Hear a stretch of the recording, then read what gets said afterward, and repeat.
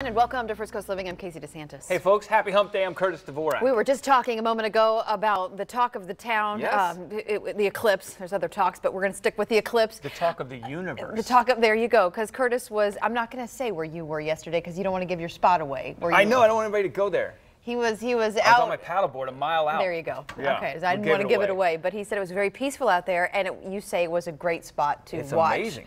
The eclipse. Yeah, I think it's going to be a great spot. If it's glassy and stuff, I want to go out there and you can watch the eclipse out there because it's nobody else will be out there. Yeah, nobody. I don't know how many people paddleboard a mile out and then by themselves. Yeah. But you did it anyway. My roommate was surfing. So it's Monday. It's less than a week away. Tens of thousands of Americans, they say they're going to stop what they're doing. They're going to put on their glasses and they're going to look up at the sun to see it totally blacked out. That's right. Yeah, and people are planning parties, weekend festivals, watch parties, and cities are hosting events coast to coast to celebrate the solar eclipse. And as you're about to see, it's not too late to host your own event at home.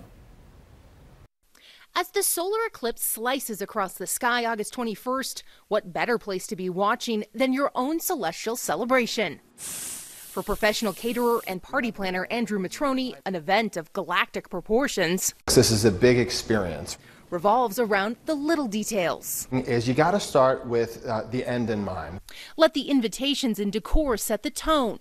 Online retailers and party stores have plenty of options, from plates to cups, party favors, and customized labels for your drinks. Consider adding a celestial backdrop for photo ops. And themed parties allow for a little more creativity with food. We want it to be different, we want it to be creative, but we want it to be something that you've had before. Matroni's solar eclipse menu includes savory macaroons, solar-inspired cocktails, and a liquid nitrogen ice cream bar. And that's all we want to do is set the mood. Provide guests with NASA-approved safety glasses and follow along with NASA's live streaming video as the eclipse moves from Oregon to South Carolina. And keep kids in mind too.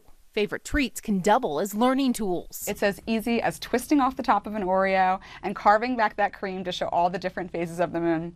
And don't forget to cue the perfect playlist. There's tons of fun music also, like Total Eclipse of the Heart, Ain't No Sunshine When She's Gone. Food, music, and of course, the sun and the moon, all coming together to create an out-of-this-world experience. Sarah Dolph, NBC News. So one of the producers this morning in our morning meeting was like, hey, do you want me to bring moon pies or something in on Monday? I'm like, yes, please. And if you feel the need to, use these for educational purposes for the rest of the week and you would like to bring in moon pies and Oreos and all that stuff leading up to Monday, by all means. And those eclipse donuts that we talked about from Krispy Kreme. Yes, bring in the donuts. I mean, you might as well celebrate. It's a once-in-our-lifetime experience. Yeah. Right? Well, right. We got another one coming. Again? We got another one coming. Full eclipse? Well, full eclipse, we got another one coming. 2024 is the next one? 2024 is going to go, but we're not going to see that one as much. It's going to go from Texas to New England. But then in 2040 something, 45 years from now, or no, anyway, 2040 something, it's going to go straight over Florida. Okay. When was this? 2040 something. So okay, 25. Let's not even calculate how old we'll be. I'm supposed to be like 80. So you'll probably see it. I hope since I'm celebrating my annual 29th, I'll be around. But I'll tell you what, if I win the jackpot tonight, then I'll have a big party for the eclipse. It's up to $430 million. Tonight. Oh, yes. It's going to be so good. It would be the 10th largest jackpot in Powerball's history. And this is video of Saturday's drawing when no one won, which led to this epic jackpot tonight. And tonight won't be the largest prize this summer, however. California resident Jeff Lindsay won just shy of $450 million in June. The odds of winning the jackpot tonight are extremely low, 1 in 292.2 million. You could have just rounded that. Right. You know, well, I think it's a technical 292,201,338. But it's always fun. My dad and I, it's just fun to play the game. What would you do if? Yeah. And then you let your mind go down that road for, a few minutes or something, and you think, what would I do if I had that much money? So I shouldn't have already put the down payment on? Yeah, not the 200 and I'm going to get all kinds of stuff. You know what? I'll buy the Jags. There you go. I'll buy the Jags. Actually, no, they're more than that. They're billions. But Jags preseason game's tomorrow night. Yes, it is tomorrow night. It's on coverage. ABC, which we've been talking about. So this is NBC, ABC duopoly here. So we're excited. It's on our station. And they're playing a cross-state rival. There you go. The Buccaneers, who are actually in town right now. practicing with the Jags over the last day or so. Okay, so I saw this video that we pulled, and when you said they were practicing with him, I thought these were the Jaguars they put on some Tampa Bay jerseys. No, I guess I didn't realize this went on. So we went up last week to New England and practiced the 2-3 days before we played New England on Thursday, and the Bucks, came in town to practice for a couple days before we play them. Yeah, and got a little chippy. Got a little chippy. And guys are, it always happens. A lot of times fights don't happen as much on your own team, but when you have the other team in there, it's kind of like a bunch of tinders in a box, and you're just waiting for one spark because you've hit your own guys, and you're told don't hurt your own guys. Like, hit them, but when the other team's there and you're going against them, guys, they don't care. And the worst thing you say is to get hurt in preseason, right? Yeah, and worse to get hurt in practice fighting. But nobody did. Right. Nobody did, luckily. Exactly. Football fights always crack me up. They're wearing helmets and they're swinging at each other. Why are you swinging at a guy with a helmet on? Did you ever get in any fisticuffs when you were In the pros, no. In college, yes. Because college, you're young and dumb, and your buddies are like, kick his ass. And you're like, okay, I'm going to do that. And then you get to the pros and you realize, wait a second, we could both get hurt. How about we just do a funny skit where one of us wins and the other wins, and then we... You know what that reminds me of? Nick Loren, who used to do this show for a long time, he's John Travolta's stunt double of so many years, and I equate that to him growing up and doing various stunts with Travolta. Yeah. He used to say, in the beginning, let's do a stunt, and then he'd do it all, let's do it again, because I want to let's do more, oomph. And then he says, as he got older, he's like, I think that's good. I think we're good. Let's not get hurt. Good for you. My hip's okay, so let's go. We're good. No, I stopped fighting after college because you're like, wait a minute, this is dumb. I'm going to risk injury. Yeah. No, I don't like to get hit. Okay.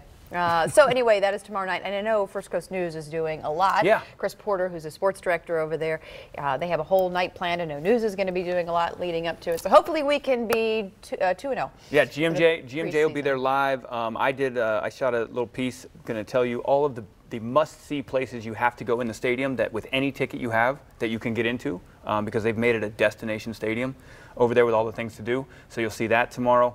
But what's really cool is something else happened yesterday that to me is the awesome. More important reason why the Jaguars should be supported and are great because of everything they do with their partners. And Ashley Furniture Hope to Dream program is one of those partners that they deliver beds. If you don't know about this, they deliver beds to kids in our city and in our area who don't have a bed.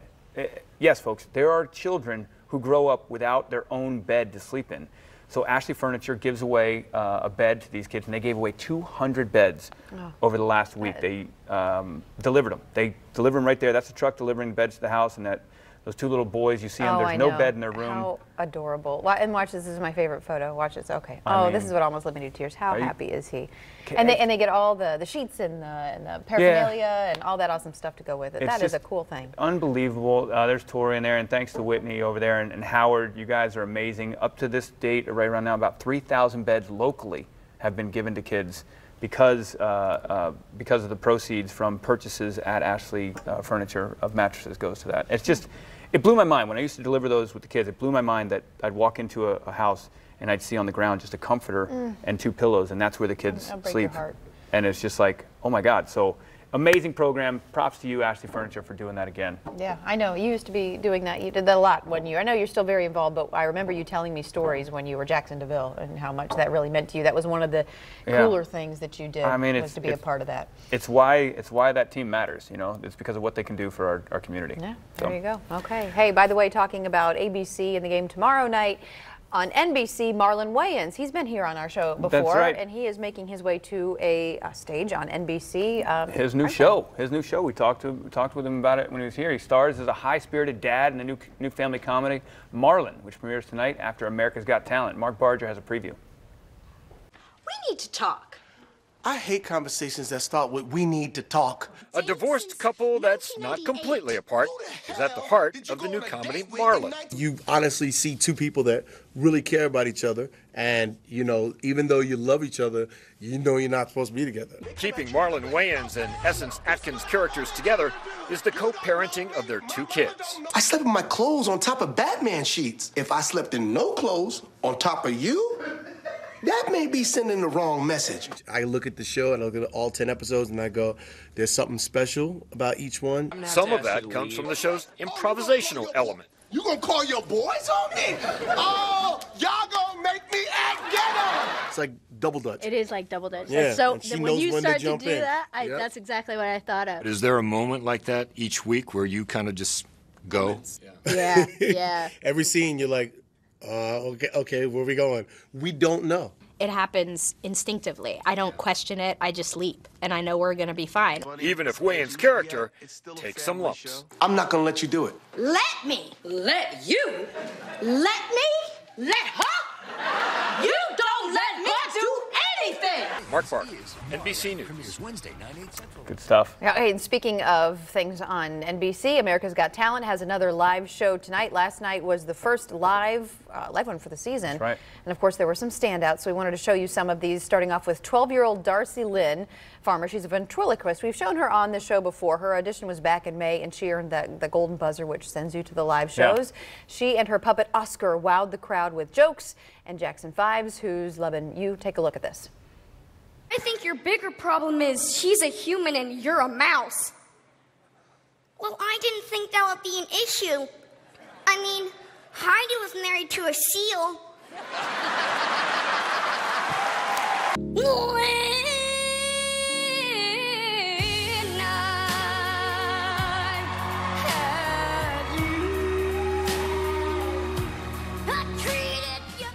She's so cute. She's amazing.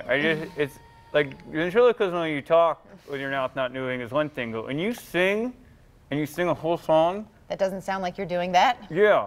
Like, she's amazing. That was so cool. I absolutely loved that one last night and was blown away, just like the judges were. Simon said afterwards, he goes, you're going to be fine. Like, basically, like, no matter what happens here, you've got a career. Like, she's gonna blow up. I mean, she'll get a show no matter what, even if she doesn't win. But she's very talented. So, another crowd pleaser and Golden Buzzer recipient was Angelica Hale. She's a 9-year-old singer. This is one of Trent's favorites. She covered Zed's Clarity.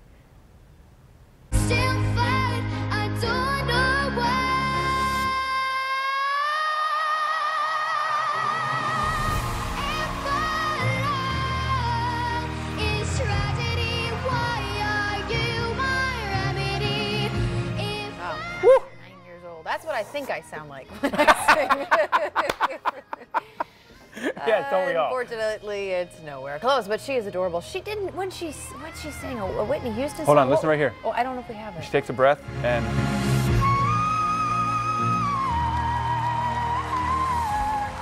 Oh. Yeah. What must her parents have thought when she started singing? You know, it's like, you know, most kids sing and, you know, it's, you know, they're not like that. And then I imagine what her parents were thinking, like, wow. She's amazing, incredible. too, when you look at her story and what she's been through and what she's going through, medical issues and stuff. And I'm telling you, America's, how are you not going to vote for the 9-year-old who's belting out songs like that? So many good stories. You know, that's one thing that they do a great job of. Not only do they have people who have incredible talents, but the producers always do a great job of profiling their stories and putting context and perspective on who they are as people, what they've had to overcome to get to where they are, and why this is so special, which puts people watching like us. It's like who do you root for? Because you want to root for so many. But it makes it fun to watch. Yeah, she's going to be great. Then there was a brother-sister duo, Billy and Emily England. They're skaters. Simon called their act perfection. And amazing that they can do this on such a small little area. It is amazing. I absolutely appreciate the athleticism, the daringness, the danger involved. I mean, I think those are spears on the outside. If he lets go of her, she could get hurt. But I don't know. That one just didn't. Although they did raise it up and got a little higher in the air. And imagine just how dizzy you would get, right? And you only have so much surface area. Aren't you supposed to go back the other way to get undizzy? I think they just did. I think when you weren't watching, did they? Right? They switched directions? I think they did. But yeah, this one's cool, absolutely amazing. I can see it in Vegas, but I can see it as part of an overall show. Right. Can that captivate for an hour if someone's sitting in a Vegas show? I don't know. Yes, I don't know. I don't know. All of it's entertaining. We'll see. That one's going to get some votes too. But all right, well, we got a bunch coming up after the break. The Armada game tonight. Jacksonville Armada are back in town tonight. You can check them out. But we have the technical director, Nathan, coming in, going to talk to me about how he acquired players and all kinds of cool stuff and what's new with the Armada. You get a chance to talk to him and Robert Palmer, the new owner, tonight. We'll be right back. We'll be back.